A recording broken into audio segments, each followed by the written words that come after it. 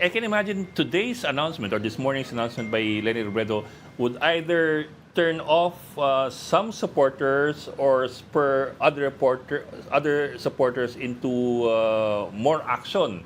What do you think ang mas matimbang? I thought with the declaration today, many supporters of VP Lenny will be looking for alternatives. And I think that's just right.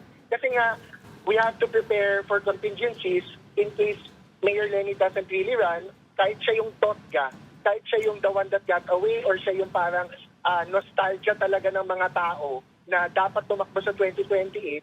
But if the candidate herself is not willing, then people will really look for options. And I think even if Mayor Lenny doesn't run, I think VP Sara is very much beatable because the growing movement now, even if Mayor Lenny doesn't run, is the movement right now is anybody but Sara or anybody but Duterte. So kahit si Basti ang ipalit nila, ma-impeach, ma-convict si Sara, kahit si Basti ang ipalit nila, may movement ngayon na nagko-consolidate naturally ang mga voters, both kakampings, Dilawan, Marcos loyalists, independents.